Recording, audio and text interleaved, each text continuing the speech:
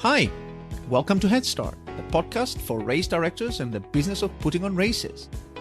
PR, that's public relations, is an integral part of running a successful brand and business.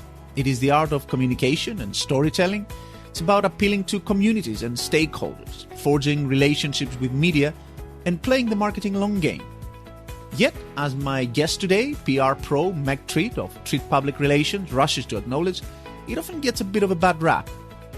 Well, hopefully we're going to be challenging those perceptions for you today with a really insightful take on public relations, earned media, and the power of storytelling that definitely opened my eyes to the vast opportunities events can unlock through a thoughtful and carefully implemented PR strategy. This is an episode absolutely packed with tips and concrete advice on how to pursue an effective PR plan for your race, so make sure to take that notepad out and get ready to take notes. Before we go into all that though, a quick shout out to Give Sign Up Run Sign Up, the leading all-in-one technology solution for endurance and fundraising events.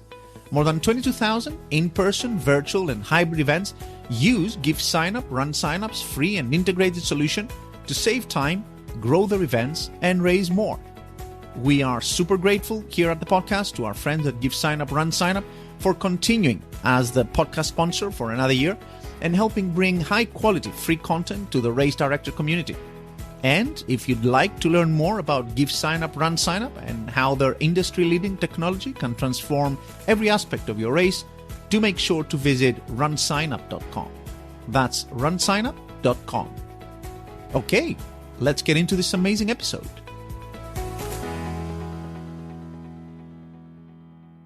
Meg, welcome to the podcast.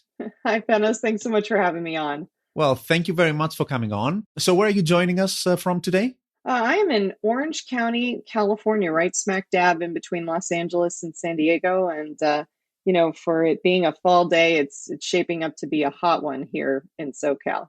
As always, very nice part of the world. Tell us a little bit about yourself. Just introduce who you are, what you do, what you've done in this space, and also a little bit about your company, Treat Public Relations. Yeah, absolutely. So I'm Meg Treat. I'm a public relations consultant, entrepreneur, and educator. I've worked in public relations for over a decade.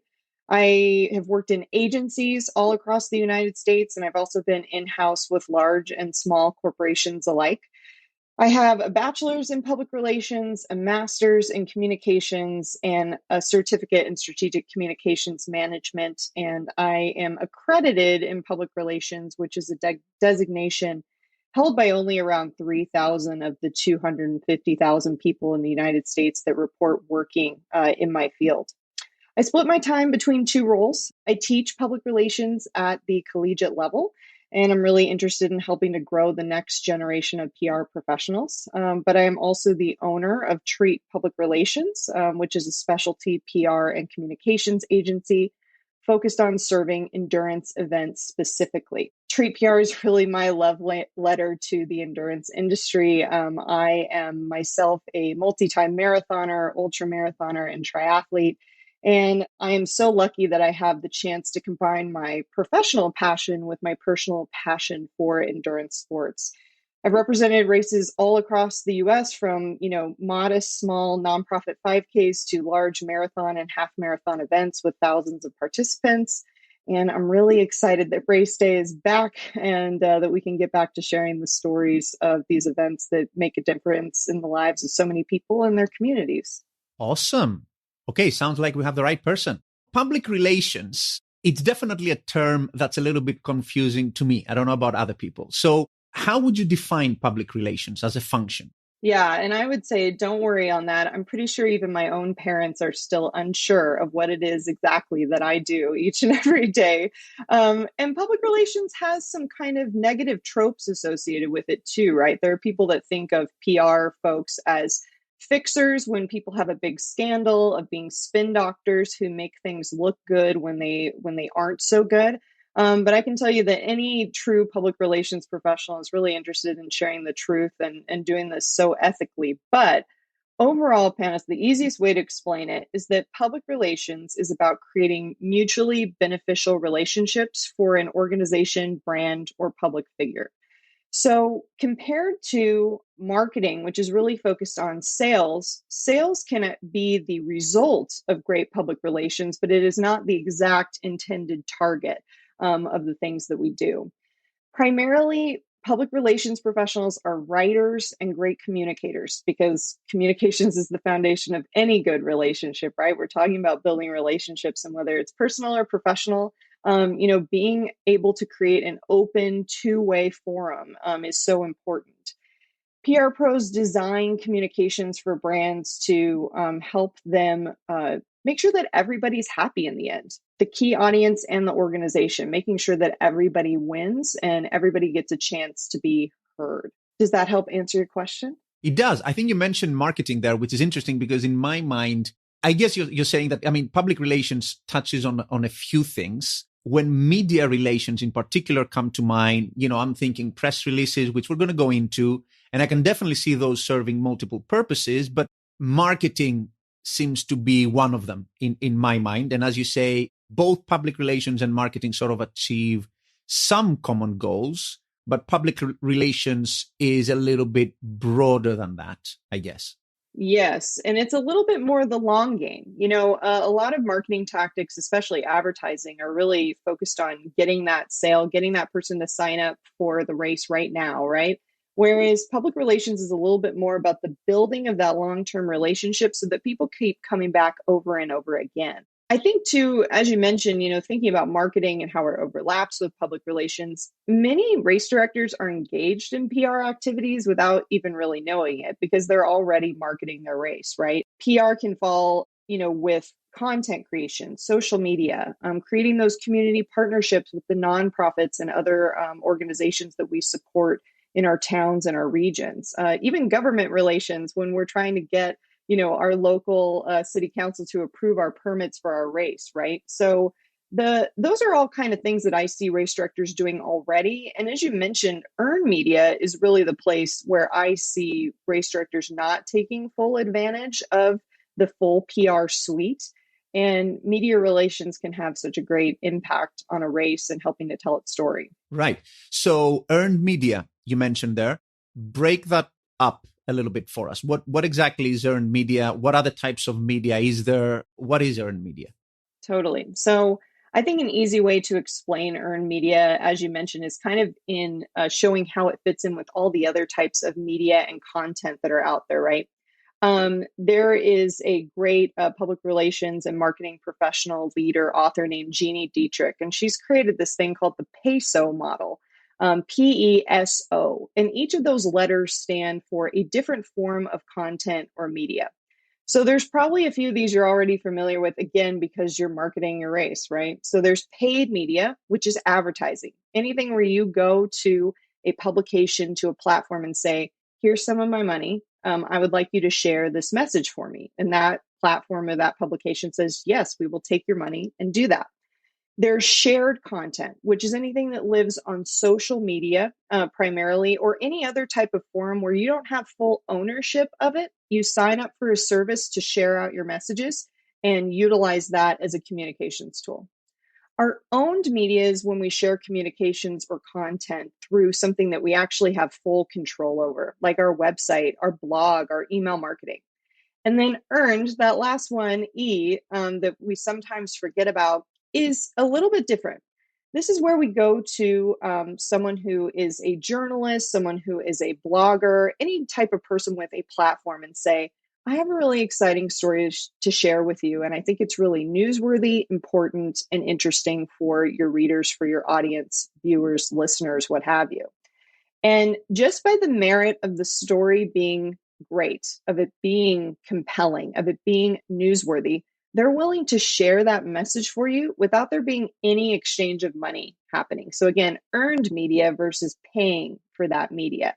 And typically when we're talking about this, we are talking about publicity and press, for our races, as well as sometimes influencer relationships and things like that.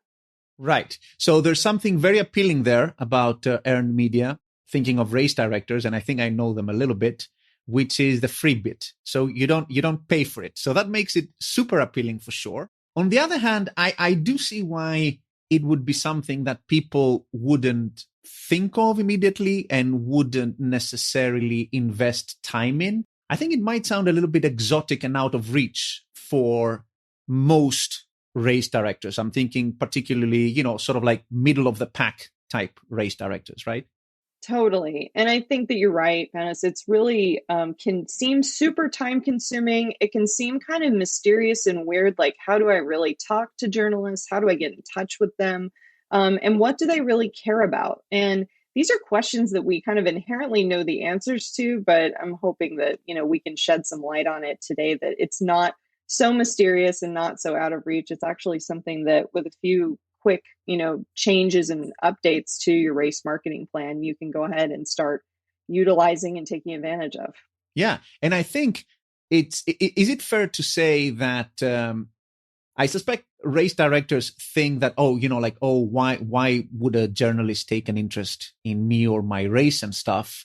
And I think sometimes we forget that journalists rely on quality content. So they're like constantly in the hunt for good stuff to write about. Otherwise, they'll be twiddling their thumbs doing nothing. 100%. I describe it to my student panelists as there being imagine a long hallway and there are two doors that are facing each other.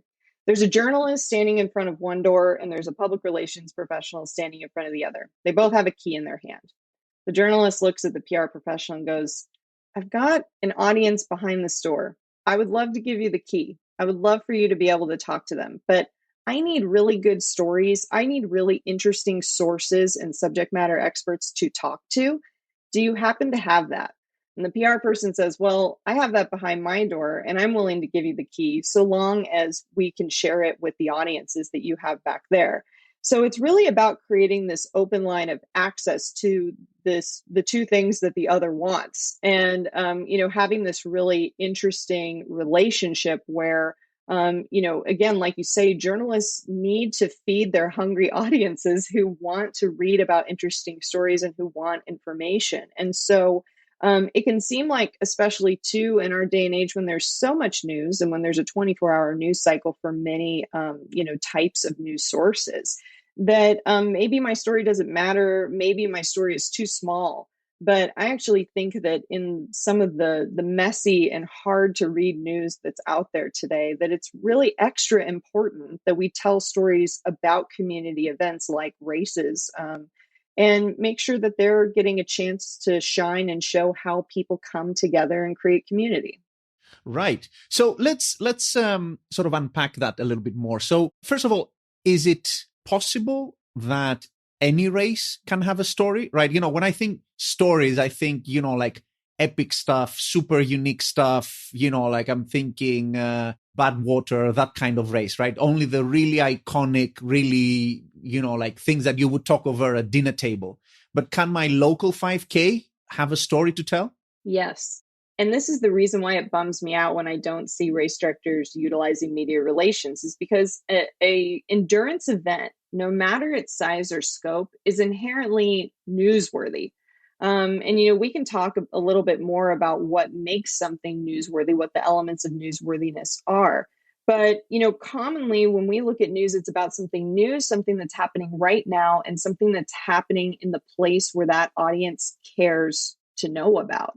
And so when we think about something being timely and having a relevant location, which are some of the most primary elements of newsworthiness that journalists are looking for when they're opening the millions of emails that they get from people like me each and every day, every race has that, right? It's happening in one place at one time on one day.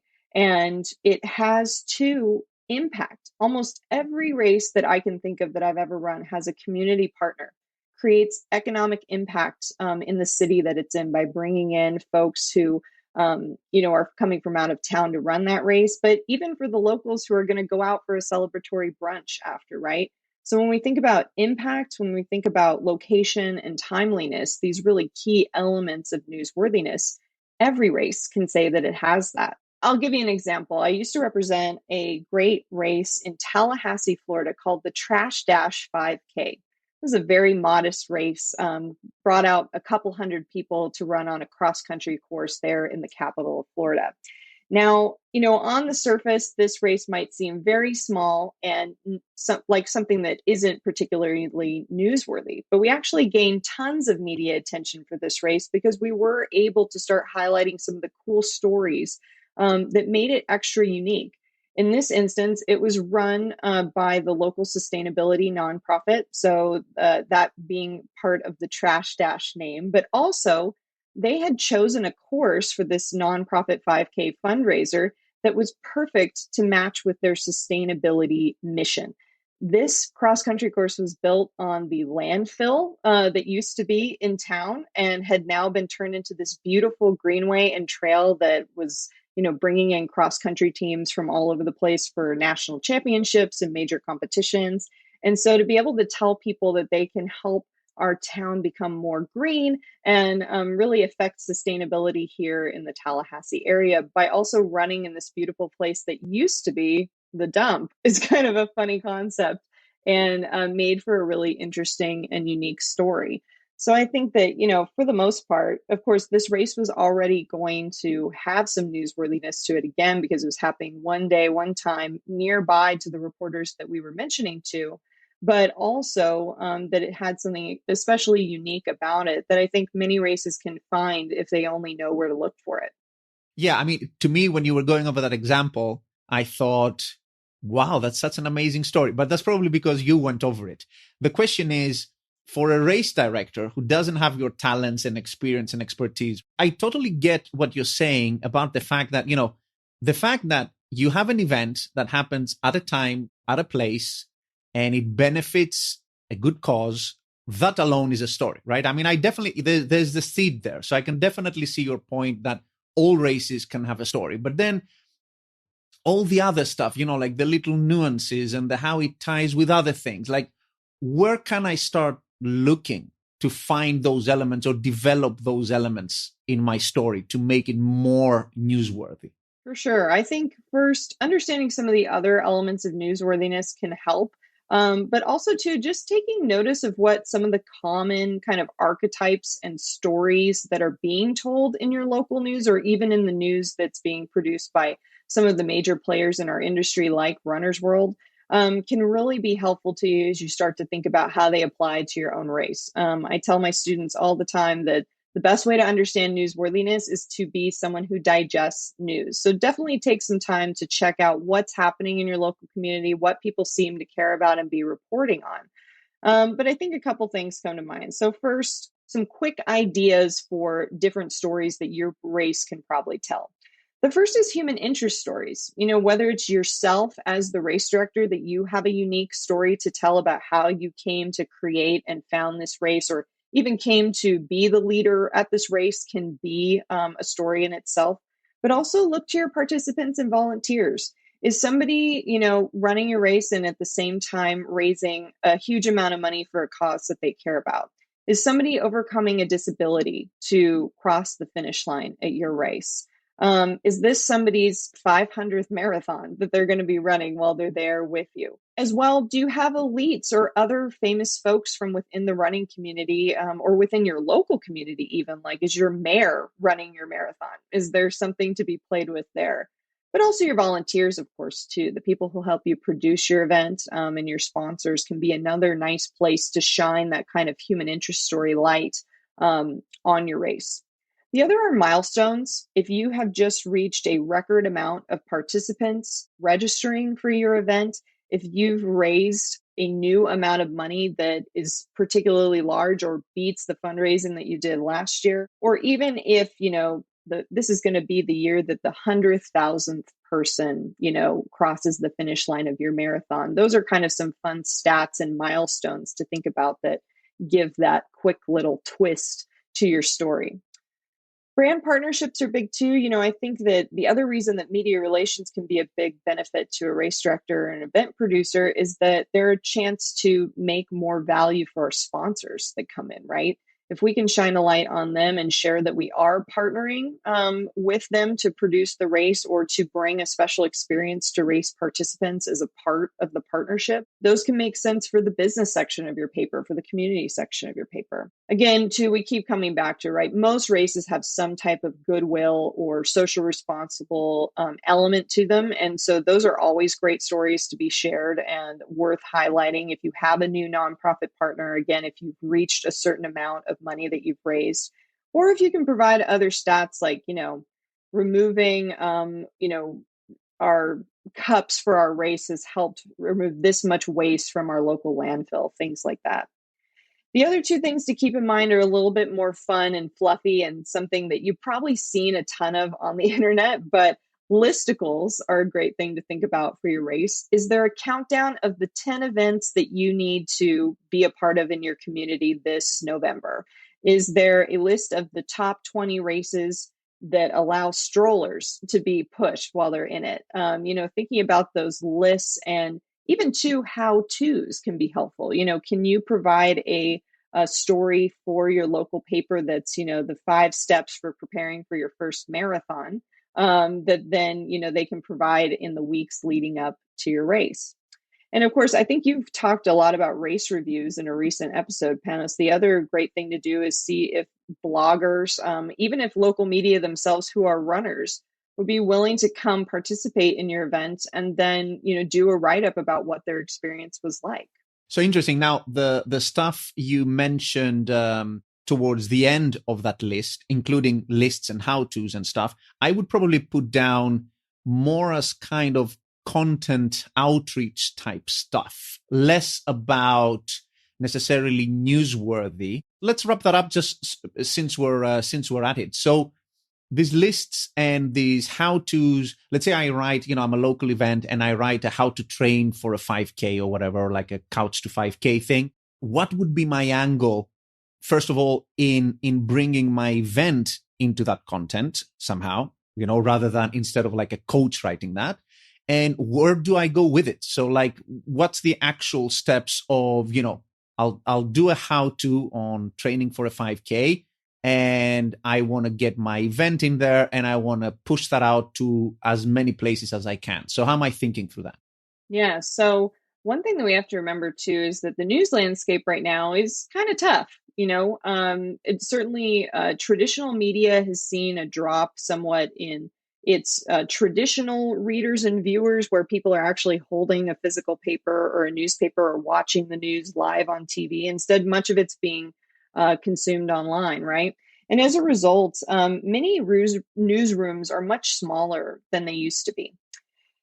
One thing that can really help these dwindling newsrooms, where there are less reporters than there have been in a long time, is to produce content for them. Going to a local paper, a local magazine, and saying, I'm the local race director here at the marathon here in Kansas City, and I've written this article that I think will be helpful because we have 10,000 people from our community coming out to run this race, and I think it'll be relevant for them. Are you interested in sharing this article with your readers? Have it already written up. Go ahead and create that article ahead of time and share it with them. More than likely, they're going to say, this is great. Thank you so much. We can showcase you we can have it bylined by you in the paper. We'll show that race director, that marketing volunteer for a race as the author. And then I think the easiest thing to do, Panos, is to remember that, again, like you mentioned, how do we work our race into this while also having it still fit into a newspaper, into a magazine, where it's not going to feel like an ad, right?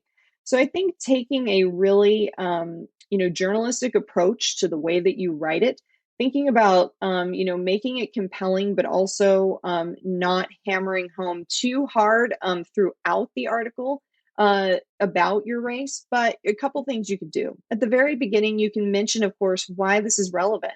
We have a big race coming up in our community, one that has a big impact. And if you're interested in participating, these tips are going to be helpful for you. But also for any race that you might participate in.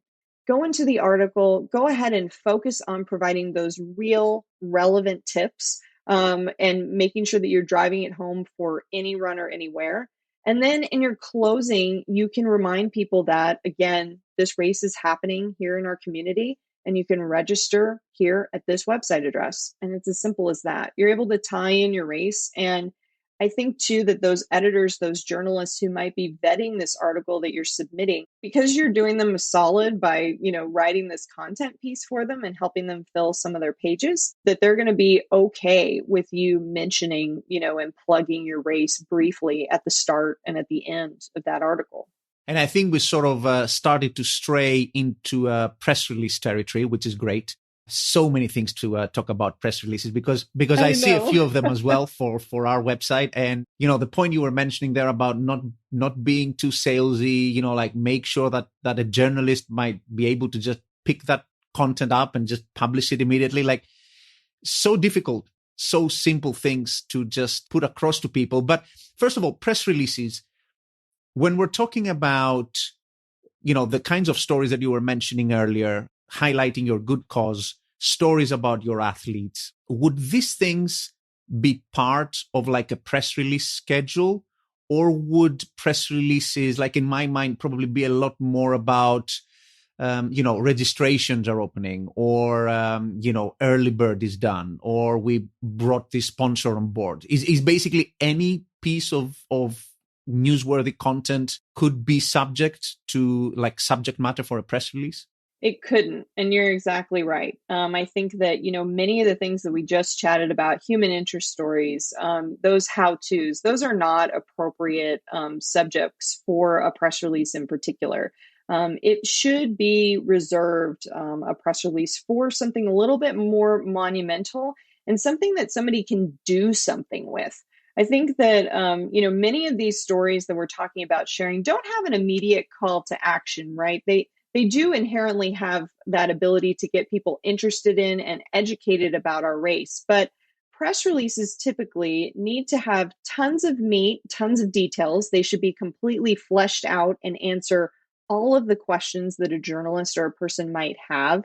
But I think that, in general, yes, as you mentioned, there's a few key times that I always push out press releases for my clients, and that I recommend race directors use them for their own races if they're DIYing.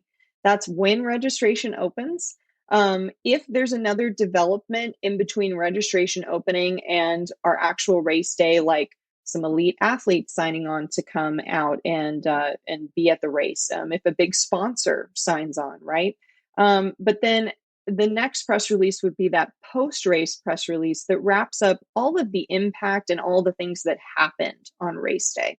Yeah, as you mentioned, it's tough to write press releases. And I, like I said, I teach it to young people who are interested in studying public relations. And it can be tough because even on a site like a PR Newswire, like Cision, if you go on there, we actually just did an exercise in one of my classes yesterday where we critiqued a bunch of these press releases that are sent out on these huge wire services that really aren't deserving of a press release, right?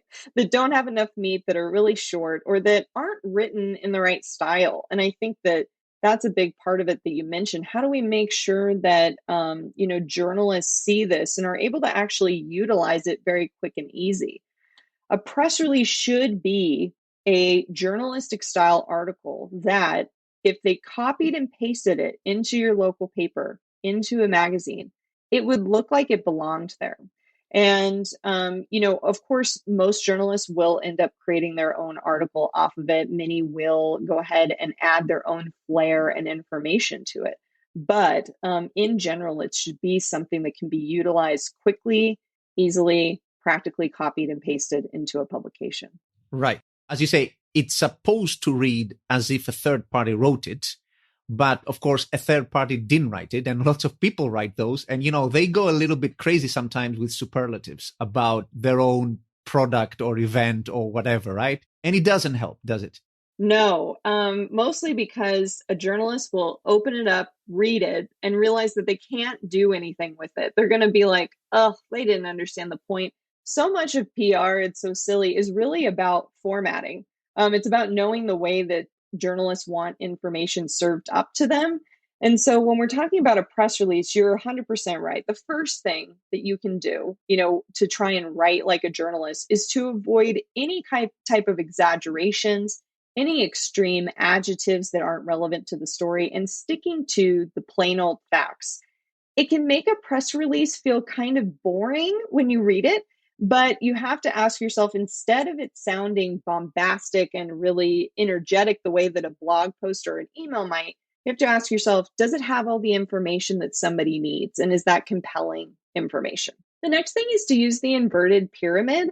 This is a writing style that puts the most detailed and important information first, and then moves to the more general and irrelevant content as it moves forward in the article. So making sure that your race, time, day, where to register, who it's benefiting is all right up there at the top.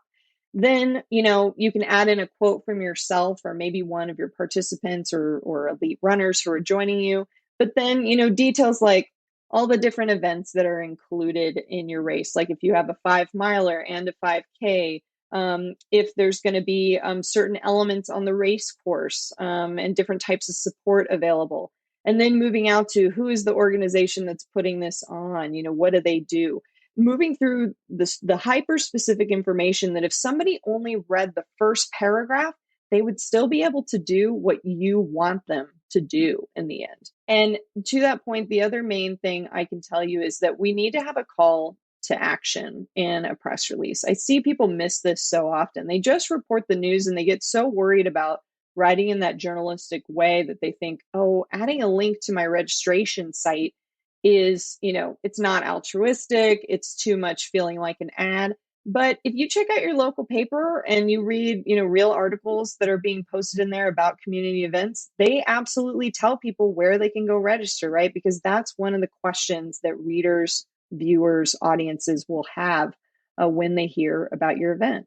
Yeah, I'm nodding along here because it's exactly as you say. And I would have the same reaction. I would be hesitant in adding a direct link. It might sound a little bit salesy to me, but as you say, which is a good thing that you suggested, that people go and consume news, because at the end, all news about an event would have a link to the event or a link to the registration page, right? I mean, regardless of because it's just helpful. It's a helpful link to have there. Yes, it's the final question that even if you put all the information in there about why your event is so great and what makes it so unique, where it's happening, when it's happening, the obvious question is going to be, okay, so cool, where do I sign up, right? And journalists are all about answering questions. So we have to think about what are the questions that a journalist would have, but also what are the questions that the audiences are going to come back to them with after they read it. And if we can include all of those answers in a press release,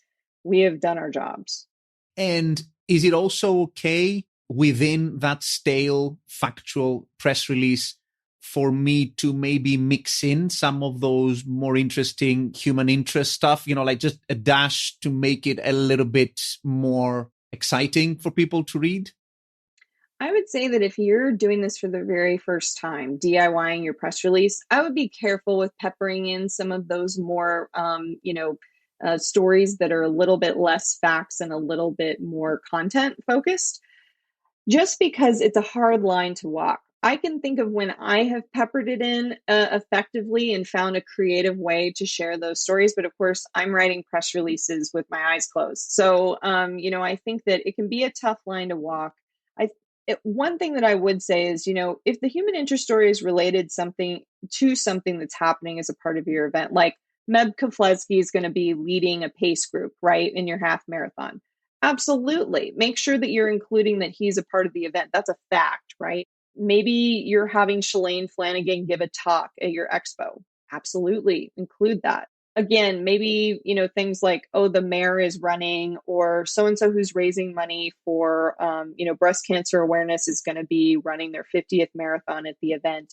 These are things that are reserved more for pitches rather than press releases, which is where we kind of serve up these fun human interest stories like we talked about to a reporter and allow them to explore it on their own, interview that person, get to know more about our race, as opposed to pre-writing it in a journalistic style article like a press release. I hope you guys are enjoying this absolute gem of an episode so far. There's a lot more tips coming up in just a minute. Before that, Let's think for a sec about the part of your brand, the very first thing that your customers get to see and interact with, your website. As you reach out to media opportunities, it's crucial that the presentation of your event is cohesive and consistent. With Give Sign Up Run Sign Up, your event gets a beautiful, free, customizable website that can help put your brand and your story at the forefront. And the great thing is you can get an awesome website up in minutes using Give Sign Up Run Sign Up's purpose-built race website templates, or spend as much time as you want customizing the website to highlight whatever aspect of your race and story you think deserves the most attention. It can be your athletes, your community, or a special cause your event may be supporting. You can add personalized components like race photos, finish line videos, top fundraisers, and donation thermometers to bring your story to life. And you can even bring your own domain to your event website, so participants can find you via a simple URL of your choice, like yoursupercoolrace.com. Sounds good? That's because Give Sign Up Run Sign Up's product team has seen it all and has planned for everything your race website could possibly need. So, to learn more about the awesome Give Sign Up Run Sign Up's custom websites, head over to runsignup.com. That's runsignup.com, and see for yourself everything you could be achieving when you onboard your race on Give Sign Up Run Sign Up. Okay, now let's get back to talking public relations with my guest, Meg Treat. Next up, taking your story to journalists and the media. So it's a little bit clearer to me now that you almost have, you could come up with 3 different types of assets for different occasions. So you have your press release, which is more like hard facts, announcements, that kind of stuff. And of course, the post-race press release, which we're going to touch on a little bit later. Then you have your human interest stories, the kind of thing you'd see in your local paper, right? Something that relates to your event, but not explicitly, right? But it's that kind of thing. And then you have all the how-tos, lists and stuff that, it's other valuable content that you can sort of brand with your event somehow and put out there. Okay, so assuming that a race director lines all of those up, how do they then move forward to distributing them? I guess there's different channels for them, different ways of pushing them out there. What's the first step? Yeah, absolutely. So I think the first step, if you've started to compile these stories, if maybe you've written your first press release about your event, is to go ahead and start building that media list of who you're actually going to send it out to. If you're DIYing your media relations, you might think, how am I going to get in contact with all these people? How am I going to find their contact information? But I actually have 4 quick ways that you can find that contact information that we can go over here. They're not too lengthy. But the main thing that I want to remind them is that, for the most part, the main media members that our race directors, our event organizers are going to be focused on is local media.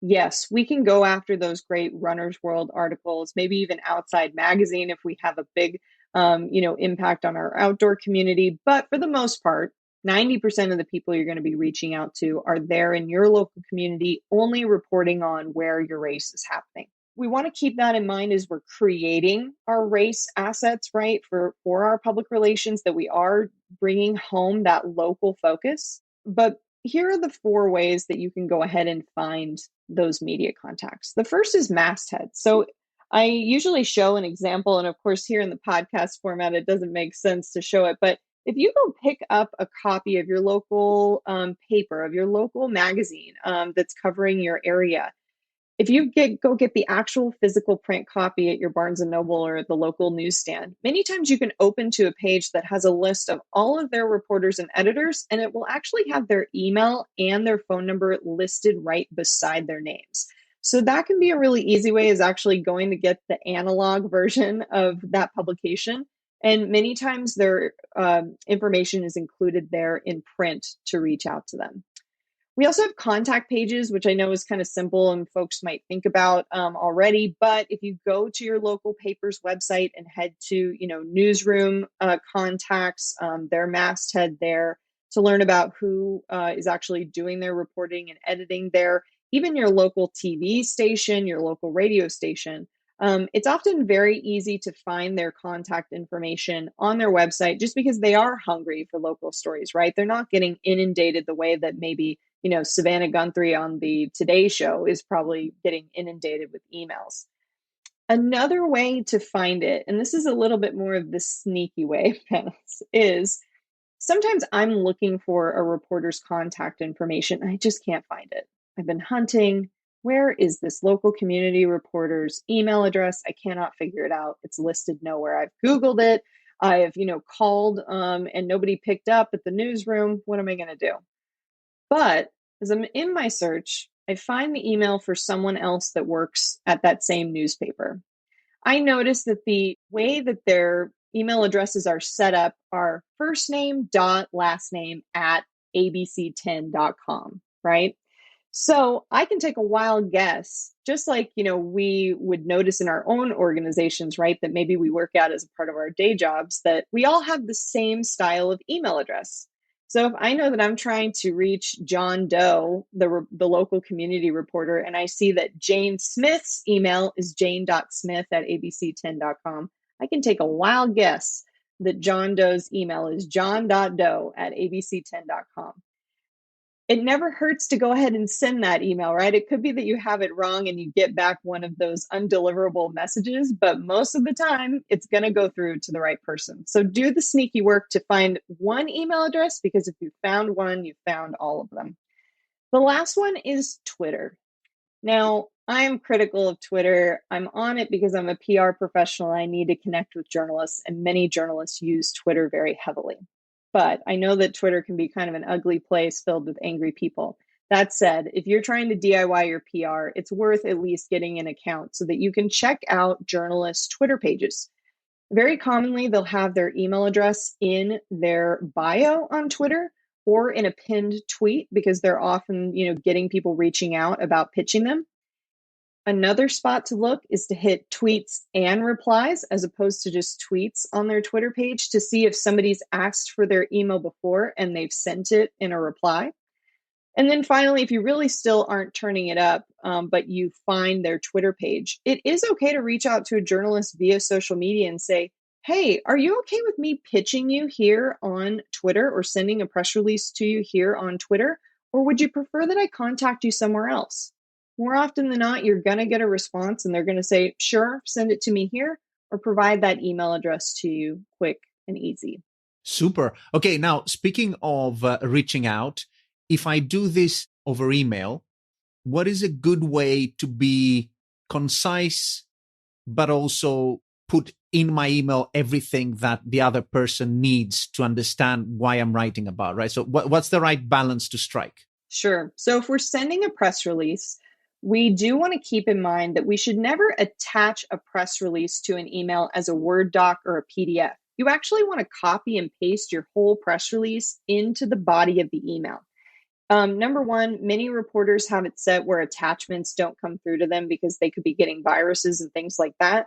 But also, just from a user experience standpoint, it's one more thing for them to have to click when they've already opened your email. So make it easy for them to see it right there. Typically above those press releases, I include a quick one-sentence note. Hey, John, I know you write on community events, and I wanted to make sure you saw the press release below. Let me know if you have any questions. Meg. Then have the press release right there where they can read it immediately underneath that short message. If you're sending a pitch, again, email is king for contacting reporters. It used to be that it was kind of 50% phone, 50% email when I started out in public relations. Phone has really fallen off since I've continued on in my career.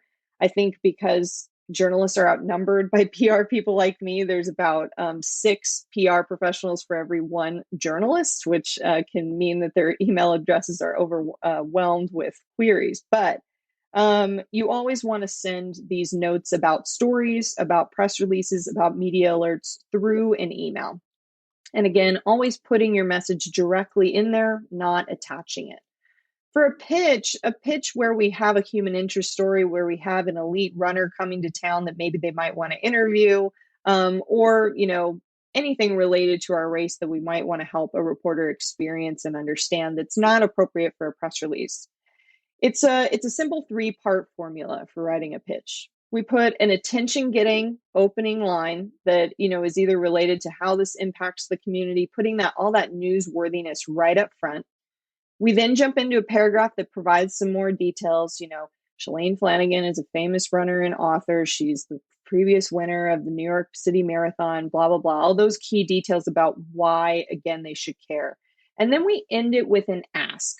Would you like to interview this participant in my race who's raised a ton of money and hear their story? Would you like to interview Shalane about why she came to our city to run the race?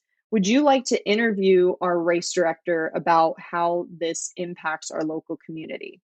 Would you like to come to our expo and be a VIP and experience what it's like to be a runner picking up your bib on race day?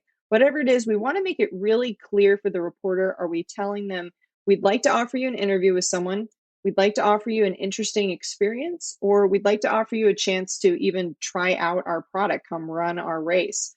And when we make that really explicit for them, it makes it easy for them to reply to us and say, yes, no, but hopefully, or a simple no. And sometimes some cases too, I should mention, Dennis, that, even PR professionals like me who have been writing pitches and press releases forever, I send many, many emails to journalists each and every day. And many times I don't receive anything back, even if it's the best story. So I want to tell race directors not to get discouraged, even for folks who have been doing this a long time. If you don't hear back, it's probably just because their email is already inundated, or their editor said, that's a nice story, but we have breaking news that we've got to send you to go cover. Yeah, of course. I think people need to play the odds, play the numbers, send a few of those out. And even a small percentage of success with those means some really good publicity in the end. So if I understand it correctly, you're saying for a press release, I would write the whole thing in a way that the journalist can just copy paste onto somewhere, let's say the site of the website. But for a human interest story, I would just pitch the general elements of the story and invite them to write the story, basically. Correct. And invite them to explore it more. We don't have to have the whole story fleshed out. They may go and discover more about it and why it's connected to our community, why there's deeper roots with it for their readers. But it really is just a teaser that gives them a starting place so that they can, yes, go write that story on their own and get a chance to exercise, their journalism and their desire to help answer questions and share stories. And in terms of, particularly for press releases, there's some, you mentioned PR Newswire, there's a few press release distribution services out there. Does it make sense? And maybe, does it make sense for all events? Does it make sense for some events to use those kinds of services? Or is it better, as you say, to just snipe and find local papers to write to? I think it's a mix. So number one, I think things like PR Newswire or Newswire can be a big waste of money, especially for race directors, because this is really targeted more at large businesses and corporations who want their stuff to show up on Yahoo News, and have tons of media hits that come back to them for an SEO benefit. Now, there is one tool that I think is worth using, and that's Endurance SportsWire. Tina's service is just fabulous and does target exactly the people in our industry who would care to hear about it. Some of these larger newswire services are extremely pricey and will only end up reaching, runners or people interested in running or triathlon, any type of endurance, in an extremely unusual case. Whereas something more targeted like Endurance SportsWire is going to actually reach folks who are purely interested in this, who are within our industry, who are also race directors, and even just people who are runners that, are clued in to wanting to hear about what's going on in the running event world. Yeah, Endurance SportsWire is an obvious one. And Tina, as you say, does a great job making sure that those stories hit all the right people. Is there perhaps a service where everything that you mentioned about my researching local journalists, like some kind of distribution service I can hit where I can say, I'm in that county, in that state or those counties, just send my press release to all of those local outlets? Sort of. So it's not quite as automated as that, but there are media database services that PR professionals like me pay to have access to, that I can go get the editor of the New York Times email. I can get my local weatherman's email, whatever it happens to be, and search for reporters all over the world. These are amazing services if day to day, like me as a PR professional, you're utilizing them all the time. It's easy through those services to build a list of who you want it to go out to and make sure that they're all relevant, all in your local area, and distribute it through those services where they're able to kind of send a customized mass email out to those folks to make sure that they receive it quick and easy. That said, Panos, those services are extremely pricey. They're not typically something that a race director is going to want to invest in, which is why I recommend some of those more tedious and take a little bit longer processes for finding those local media contacts. Just because for me, I pay many thousands of dollars a year to have access to a media database like that. And so I wouldn't recommend for a race director who's going to be doing this once a year to spend their money there. Instead, I would spend just a little extra time, working to build your own media list or to find a PR professional who can help you get access to those contacts and build that list for you. Is LinkedIn perhaps a good way to reach out to people? Maybe get like a premium something that LinkedIn has to make it easier for you to reach out to people that are not even in your network? Totally. I have hit the DM inboxes on Instagram, on LinkedIn, Twitter, anything that makes sense. If I'm really trying to hunt down information and find a reporter and make sure that they hear a story because I know it's hyper relevant to them, use anything that's at your disposal. Even if, your Aunt Susie used to work at the paper as a secretary and might know somebody that you can call. Any resources that you can take advantage of. PR really is the business of shameless self-promotion. So if you want to hustle and find any interesting way to get a hold of folks, that's great. The only thing that I will say is that because reporters and journalists and even bloggers are inundated with emails every day, from folks trying to get their story out there, is number one, again, make sure it's newsworthy, make sure it's something that's truly relevant if you're reaching out to them, and also kind of know when to walk away. I typically only follow up on a pitch or a press release one or two times over the kind of 2 weeks following sending it out. And then if I haven't heard anything at all, I take a step back. What's funny is even if you do that, I have heard from reporters 6 months later who said, I didn't have a chance. I'm so sorry last time to reply to your email, but I was searching because my editor was asking me about fall community events that we could show. And when I did a quick search of my email, I found your pitch or I found your press release. So that's another thing to keep in mind too. The things that you're sending off are going to live in somebody's email inbox. So make them searchable. Make them something that if they can come back to you later, even if they ghost you right now, that they can utilize and still get in contact with you. Yeah, and the great thing about that, as in your case, is that in the end, with the successes you have, you are building a network. You are building relationships with people, right? That can work then both ways, right? I mean, it's a human on the other end. Something may come to their mind that they want to reach out to you with, right? Yes, 100%. And that's why, too, I think that, another good reason to put yourself out there proactively is because you will hopefully have new story opportunities, new press opportunities to react to, as you say, when people reach back out later, when they say, we do need somebody to comment on, fundraising in our community, or we need to have somebody write an article about running for our annual fitness issue of 805 magazine, whatever it might be. But yes, making yourself a resource, again, building that relationship and making sure that you have something to offer as much as they do is so important. And in terms of specialist press outlets like Runner's World, which you said earlier, should not necessarily be the first place you reach out to, but every so often news about local races and not just the marquee races make it into Runner's World. Does it make sense for me to go after that? What does it take? What could I stand to gain from that? And like, how strong should my story be, or how broadly relevant to stand a chance of making it into outlets like Runner's World and others? Yeah, absolutely. So Yes, I think that even small local races have a chance to be highlighted in these major industry publications. I've earned press for my clients in Runner's World, in Triathlete, Lava, when that was a major triathlon press outlet. These are places that we can absolutely see our local races because, as you mentioned, they're interested in highlighting these local opportunities to participate because that's where their readers really are, right? And especially too with how much tourism is a part of running or was a part of running pre-pandemic and will be again soon. Making other people aware of your race, no matter its size, could potentially draw people, to your community to come out, run, and see your beautiful city, your beautiful region.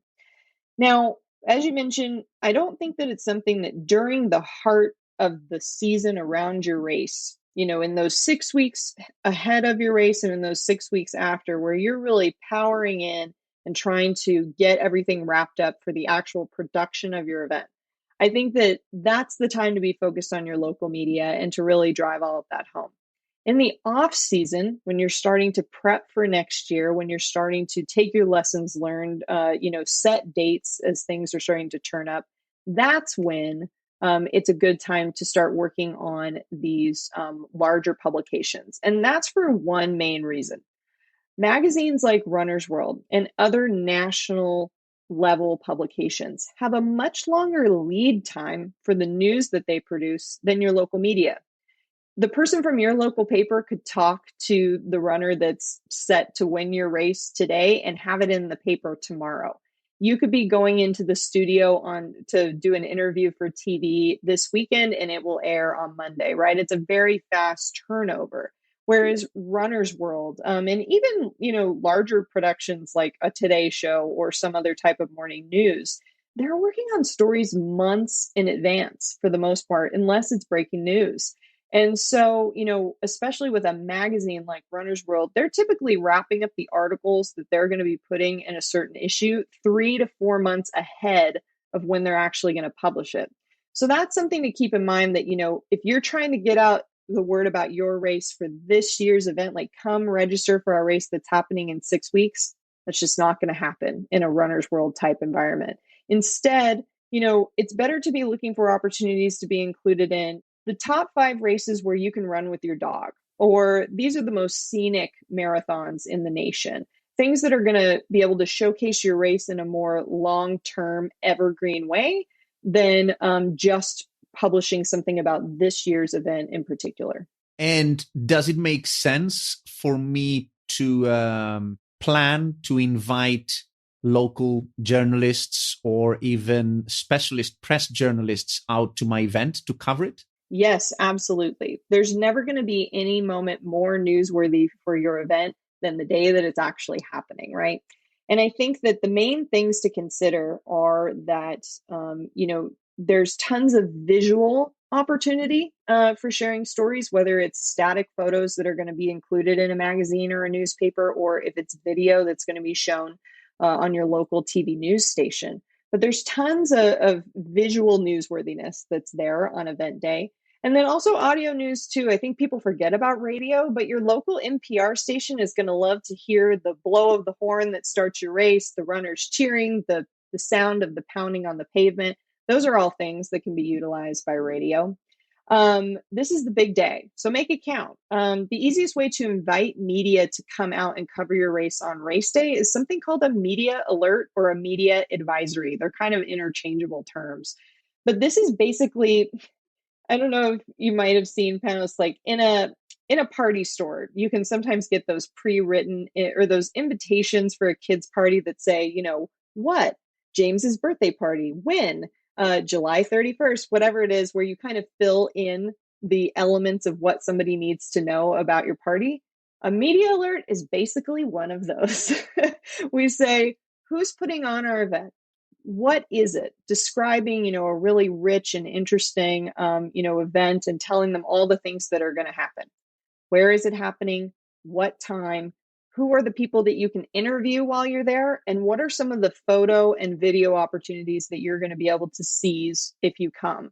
I can provide a template for your listeners of what a media alert looks like, and they can very easily plug and play those items into their advisory. But again, taking one of these documents that's an invitation, a formal invitation for media to attend, popping it into an email and sending it off to journalists and news desks across your local community is going to be the signal to them that they have a reason to come out and cover on race day. I think another thing that's kind of fun too, just as some other unique ideas, if you have a local reporter that you know is a runner, offer them a free registration to come out for your race. See if maybe when that local anchor comes out to cover the race that morning, they can talk to their fellow reporter and showcase them at the starting line. Also, too, race day morning and the scene of your start line is a great place to do the weather from for your TV news. You could have your local weather reporting saying, it's a great day to be running out here at the Turkey Trot. It's 65 degrees and runners are about to take off. It's going to be sunny, so make sure you finish as fast as you can so that it doesn't get too hot. Things like that can make for a compelling and fun reason for them to be there and maybe stay there for more than just those key moments like the starting line, like the finish line, and the presentation of awards. So that sounds like a lot of fun. Would I leave it to reporters to have the imagination to come up with things like, we could do the weather from the race start or something? Or do I need to be explicit, meaning, you guys, here's an idea, come out to my race and do the local weather from there? Yes, be explicit, put it out there. If you have a fun idea like that, or if there's something else too, even if you're looking for somebody to kind of be the person who starts the race, who shoots the starting gun, or plays the starting horn that's going to kick off the event, maybe your local editor or anchor reporter on the news wants to be the person to do that. They can make a quick announcement, say, hi, I'm so excited to be here, good luck today, and blow that starting gun or horn. But I think that be explicit. Let them know, again, just like in a pitch, make your ask really clear, because the main questions that a reporter are going to ask when they see a message from you are, number one, why should I care? That's why we care about newsworthiness and putting it forward, is making sure that they understand why they should care about a story. And also their other question, what am I supposed to do with this? Cool, this information is great. What do you actually want me to do? With a press release, it's a little bit more inherent. You're sharing an article that hopefully they will come over with. But for a pitch or for an idea like, come do the local weather from my race, we need to be explicit and put it right out there for them. Right. So we'll definitely take you up on sharing that media alert template and other templates if you have them. Absolutely. Just so people have a bit of a visual, are we talking like an email? Do we preface it by saying media alert or something? Yes. So a media alert, you can imagine, I typically use a table, and your listeners will see that in the template that I share to kind of keep it neat and tidy all together. But right at the top in giant letters with asterisks all around it, we say media alert or media advisory. And I typically will include that as a part of the subject line as well, to make sure that they know exactly what it is. When they open it, they'll see the media alert statement. They'll see a headline similar to a headline that we would write for a press release, some type of journalistic headline that gives them an idea of what the event is that you're inviting them to. And then jumping right into this table where it says, who? Girls on the Run. What? Girls on the Run is hosting a 5K that's going to raise money for our after-school program that is, utilized by 800 girls in our local community, blah, blah, blah. Give your quick little pitch of why your race is interesting, what all is going to be happening there. Then, our next few lines are where. Here's where the starting line location is. When. Here is the date and the time that the race is beginning. But, Panos, the only thing I'll say is I typically ask people to put in there, when are people going to take off from the starting line? Note that. Note when you think your elite athletes are going to be finishing the race. And if you have anything else like an award ceremony or a post-race concert, go ahead and note those times broken out in the when section, because if a media member can't make it to the starting line because they have another report that they're doing that morning, but they see that they can make it there in time to watch the elites cross the finish line, now they know that they have more options for covering your race and won't have to be there for the full 4 hours that it might take for your whole event to come together and pass all those newsworthy moments. They can plan when they'd like to show up. Then we put a section that says photo opportunities. We describe those things. Runners having medals placed around their neck, runners running in front of the Capitol building, this elite runner leading their pace group, any of those types of photo-worthy moments that we want to share. And then interview opportunities. Is the local mayor going to be at your race and they can chat with media? Are you, as the race director, able to provide interviews that morning for them to fodder their reports with? Is there a special participant that you pitched as a human interest story that now they can follow up with on race day and find out how their training went and how they're feeling about being there today or about finishing the race? Coming up with any of those key people, and of course, always asking them ahead of time if it's okay to include them in those interview opportunities, so that, if you have some big names who are attending your race or even just local leaders or local celebrities, they know that there's some other newsworthy element to come and check out. Okay, that's super great advice. Moving through the timeline then, the race is behind me. I guess putting out some kind of post-event wrap-up thing in a press release and sending it out to the same people should be quite high in my agenda. Yes, I think so. And it's something that you can prep really easily ahead of time. Even for a race that I have happening 2 weeks from now, I'm going to be writing the post-event press release today with some placeholders in there for me to plug and play on race day. In my post-event press release, like you mentioned, it's all about the results, right? And not just the results that are coming from your tiny mats that are picking up folks running across the finish line. We want to share our winners who are, participated in the event and were triumphant in their main, events for male and female runners or for non-binary athletes, if you have that part of your event, and letting us know the times that they ran in. You can include a quote from them, what have you, making sure we highlight our winners. We also want to talk about other impacts. How many people actually ran the race? What ended up being our total registration numbers and how many people crossed the finish line? How much money was raised for the nonprofit or the community organization that we are supporting?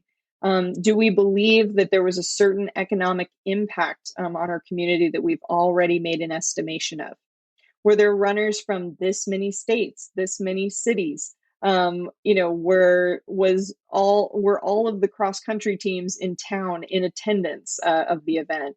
Any types of things that you want to frame up. It could also be that, if there was a particularly moving or special part of the event, like the mom who's a volunteer for your event was able to place the medal around the neck of her daughter who won the women's 5K that day. Anything that's a good, heartwarming highlight can be mentioned as a part of this press release. And then also, too, I dare race directors, if they're able to know next year's event date, that can be great to include as a part of their post-event press release. If you don't have a date yet, using that as your call to action at the end of like, hey, and if you'd like to join us next year, here's how. Instead, you can always, of course, tell them to head to your website, sign up for your email newsletter, and you'll get, information about registering for next year's race as soon as it's available. Excellent. Yeah. And I get it. When I did a podcast with Ben Pickle, who runs a sponsorship program at Lifetime events. Yes. And he was saying that although it is the last thing some race directors, and I totally sympathize, would want after the end of a stressful experience and a very tiring experience, which is putting on an event, unfortunately, the iron is hot at that time and you need to strike and you need to do things. It's the peak publicity, peak sponsorship interest, peak race, basically. You need to set a time. Basically, I think for race directors, the race should end, should start to quieten down a few weeks after the event. There's still so much to do after the event. Totally. And because of that reason, I recommend that if you can get that press release out that day of race day, once everything is wound down and you have those final numbers to pop in there, if you can share it same day so that somebody can report on it tomorrow that it happened yesterday. Again, the longer you wait, the less newsworthy it's going to be as we get farther and farther away from your race. So it's great if you can share it out ASAP. And when I'm assisting races, of course, I carve out time for myself in that day, whether I'm assisting them on site or not, to make sure that I have the ability to turn that release around as fast as possible. Now, if you're a busy race director and you don't have a PR assistant who's going to be helping you get that press release out right away, or maybe even if your numbers sometimes don't come in that quickly, you need to go home and gather that data.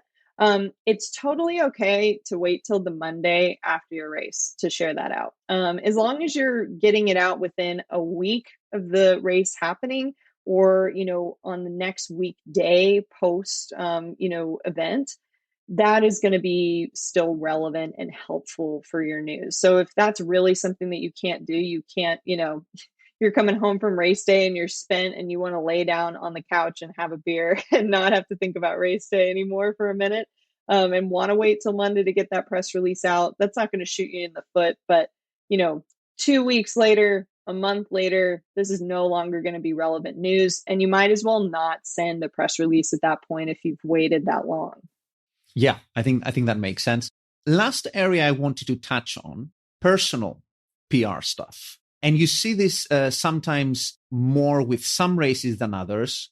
The race director putting themselves out there as the star of the show, as the face of the race, as the person who understands the mission, right? So is it okay for myself as the race director to shamelessly promote myself? How do I do that?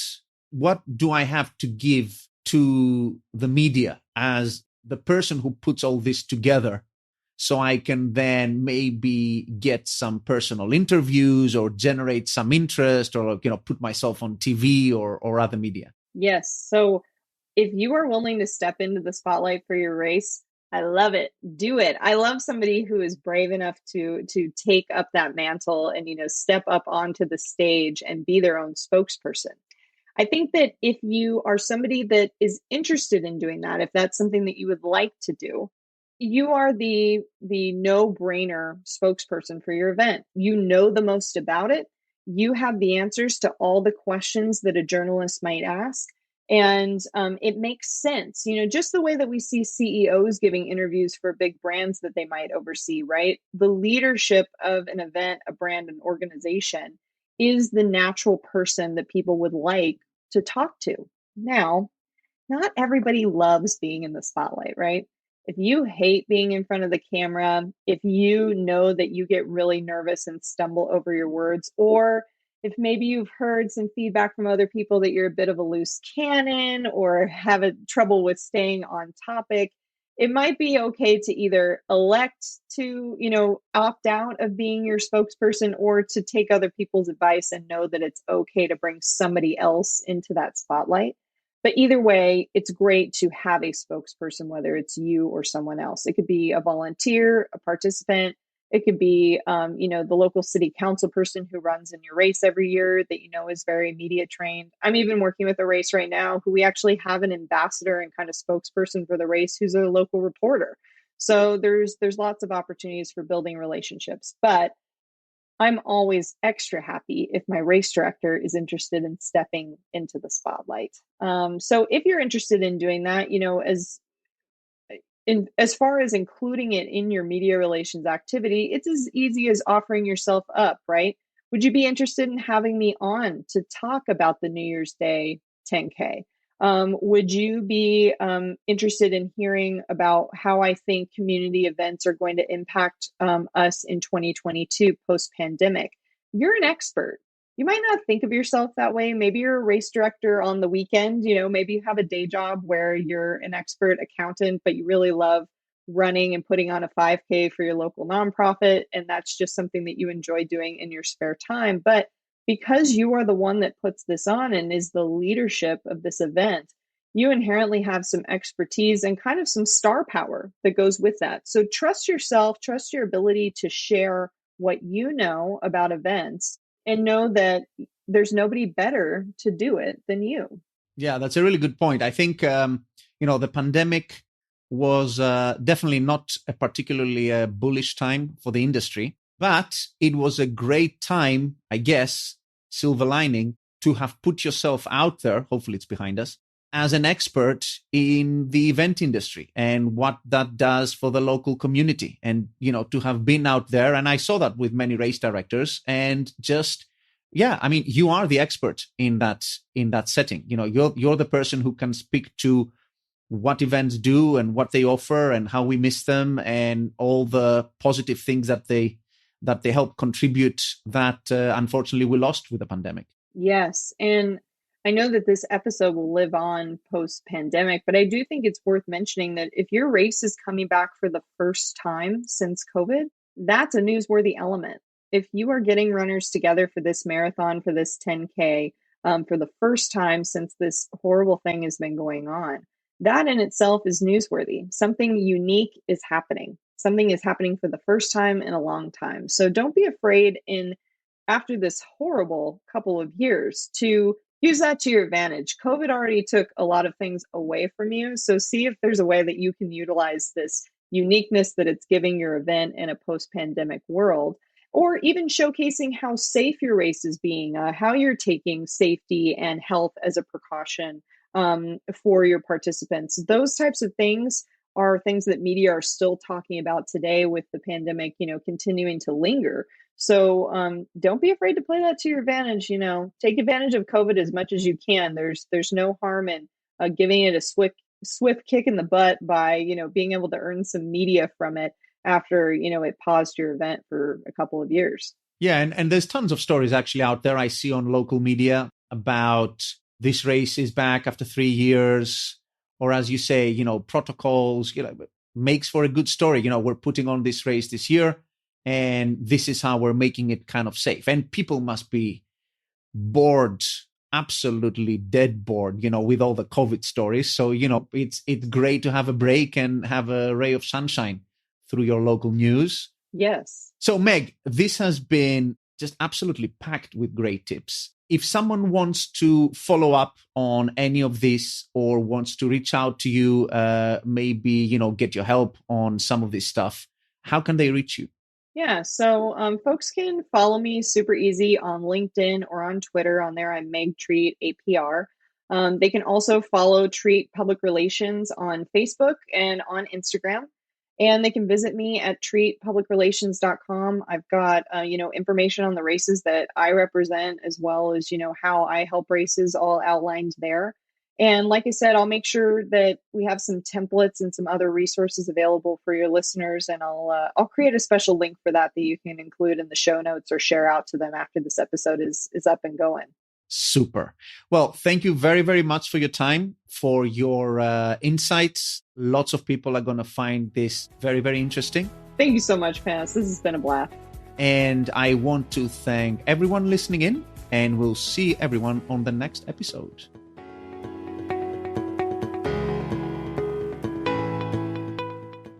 I hope you enjoyed this episode on DIY public relations and mastering earned media with my guest, Treat Public Relations Principal Meg Treat. You can find more resources on anything and everything related to race directing on our website, racedirectorshq.com. You can also share your questions about public relations or anything else in our Facebook group, Race Directors Hub. If you enjoyed this episode, please don't forget to subscribe or leave a review on your favorite player, and also check out the podcast back catalog for more great content like this. Until our next episode, take care and keep putting on amazing races.